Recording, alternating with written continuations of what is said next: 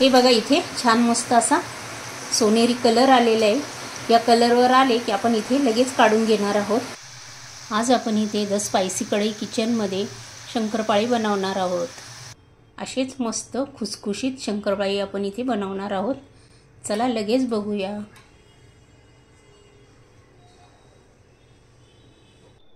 इथे 1 किलो मैदा आपण नीट करून घेतला आणि सर्वात आधी ह्याला आपण इथे चाळून घ्यायचा। त्याच्यामध्ये काही घाण असते ती निघून जाते म्हणून आणि चाळूनच घ्यायचा आपण इथे। पुढचे साहित्य आपण बघूया। 1 किलो शंकरपाळ्याला आपण इथे 200 ग्रॅम इथे साखर घेतलेली आहे।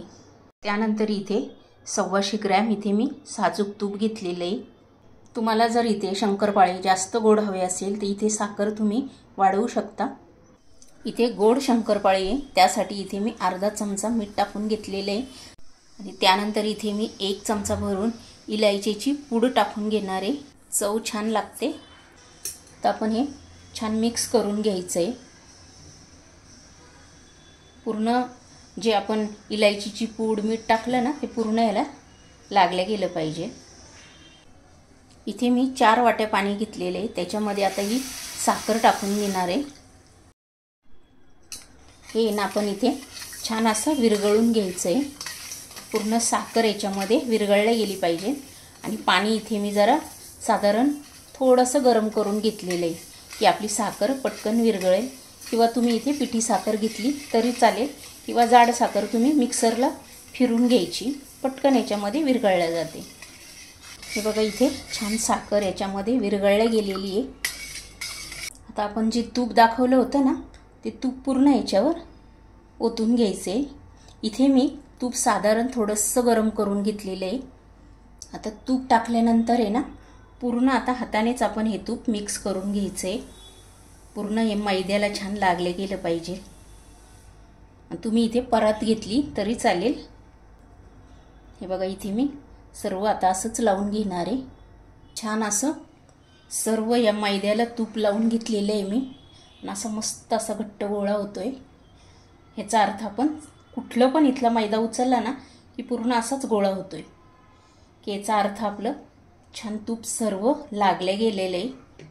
हे बघा आता आपण जे हे पाणी केलं होतं ना साखरेचं हे थोडं थोडं टाकून आता इथे छान पीठ भिजवून घ्यायचे। जास्त जोर लावायचंच नाही आपल्याला मळताना। असं रेग्युलर जे मळतो ना आपण पोळी करतो तसं काही फारच जोर लावायचं नाही इथे मळताना। लागेल तसं इथे मी पाणी टाकून आता हे छान मळून घेणार आहे। मळून झालेलं आहे। आता मी हे मोठ्या परातीत ओतून घेते। आता ह्याच्यामध्ये कसं दोन्ही हाताने छान मळता येईल मोकळं ढाकळं। पण मला त्याच्यामध्ये आत्ता मी हे घेतलं होतं ना जी कढई घेतली होती ना आत्ता मला त्याच्यामध्ये पण छान मळता येतं की त्याच्यामध्ये मळण्याचा एक फायदा होतो की सांडत नाही। परातीमध्ये जरा मळताना सांडतं पण त्याच्यात अजिबात सांडत नाही।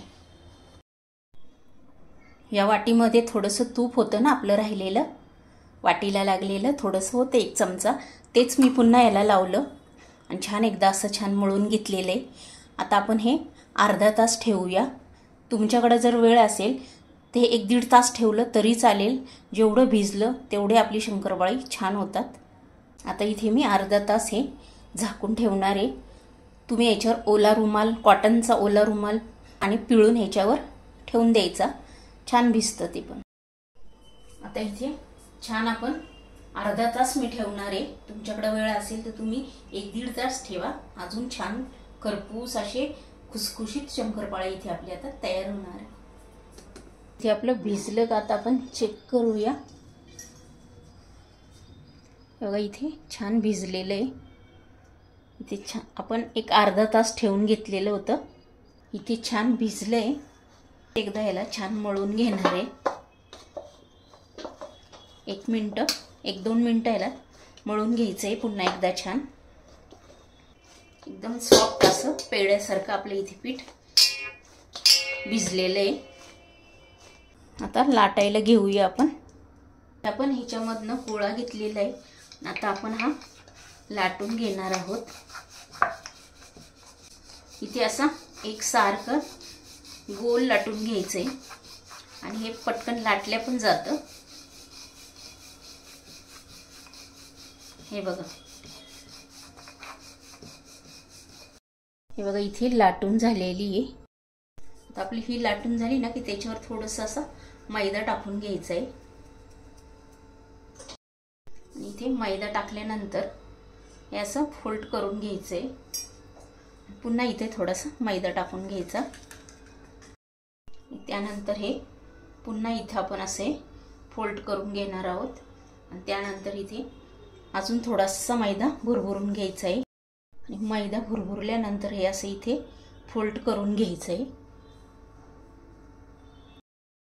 आणि त्यानंतर ही पण बाजू आपल्याला याच्यावर छान फोल्ड करून घ्यायची आहे। आणि फोल्ड झाल्यानंतर आता आपण इथे लाटून घेणार आहोत। याचप्रमाणे लाटायची, मी ज्याप्रमाणे लाटते ना त्याचप्रमाणे लाटून घ्यायची।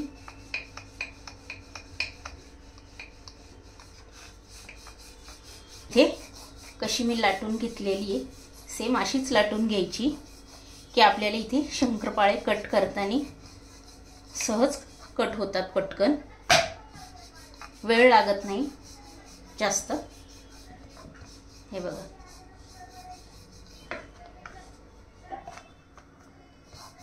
इथे आपण अशी पोळी लाटून घेतली ना की आपल्याला सहज पटकन कट होते। एकसारखं पटकन कट करण्यासाठी इथे मी जे एक्स्ट्रा आहे ना हे इथे कट करून घेतलेलं आहे। हे बघा, हे थोडंसंच इथे एक्स्ट्रा आलेलं आहे ते आपण इथे असं कट करून घेतलेलं आहे। त्यानंतर इथे आपण तुम्हाला जी साईज हवी त्या साईजच्या इथे सेम अशा शंकरपाळ्या इथे कट करून घ्यायचे आहे। हे बघा, आणि मी जी तुम्हाला आता इथे ट्रिक सांगितली ना की पोळी कशी लाटायची तशीच लाटून घ्या, सोपं पटकन इथे तयार होती आपली पोळी शंकरपाळे कट करण्यासाठी।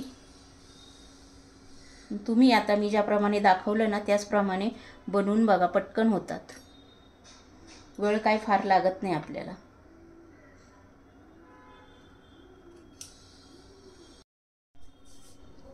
इथे आपण मी ज्याप्रमाणे पोळी लाटली ना त्याचप्रमाणे लाटून घेतली ना की अशा एकसारख्या होतात। हे बघा, इथे लहान मोठ्या अजिबात आपल्या इथे शंकरपाळ्या होत नाही, एकसारख्या होतात की त्या दिसायला पण छान दिसतात, लहान मोठ्या नाही वाटत।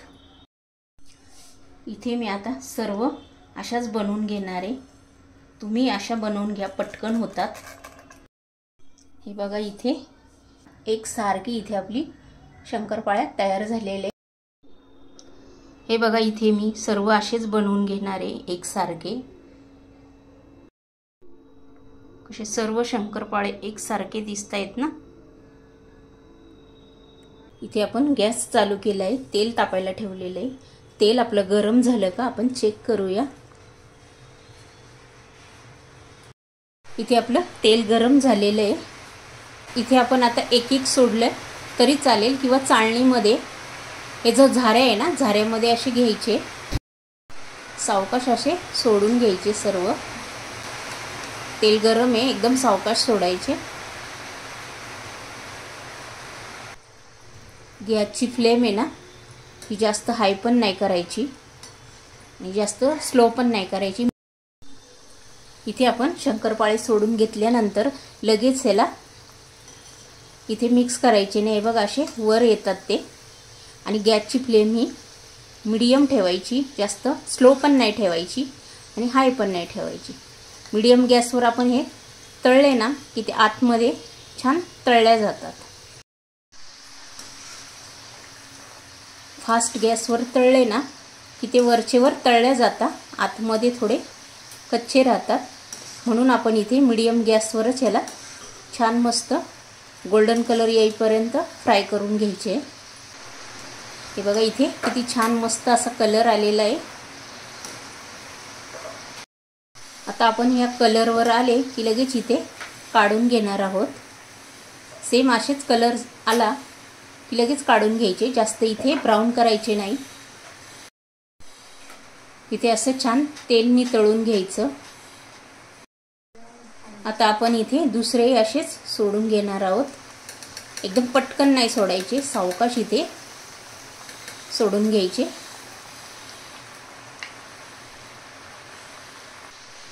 शंकरपाळे टाकल्या लगेच आपण त्याला मिक्स करायचे नाही, म्हणजे झाऱ्या त्याच्यामध्ये टाकायचं नाही.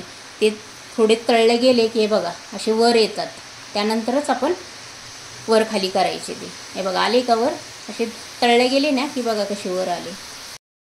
या कलरवर आले ना की आपण इथे मग असे मिक्स करायचे, म्हणजे दोन्ही साईड त्याची छान इथे तळल्या जाते. हे बघा इथे छान मस्त असा सोनेरी कलर आलेला आहे. या कलरवर आले की आपण इथे लगेच काढून घेणार आहोत. ह्याच्यापेक्षा जास्त आता आपल्याला इथे तळून नाही घ्यायचे. आणि तुम्हाला जर ही माझी शंकरपाळ्याची रेसिपी आवडली असेल ना तर पटकन लाईक करून घ्या. चॅनलवर जर तुम्ही नवीन असेल तर सबस्क्राईब करून घ्या आणि हा व्हिडिओ तुमच्या मित्रमैत्रिणींनाही शेअर करा. आणि अशाच छान छान रेसिपी घेऊन आपण, अशीच एक छान रेसिपी दिवाळीची घेऊन आपण नेक्स्ट व्हिडिओमध्ये पुन्हा भेटूया. तोपर्यंत बाय.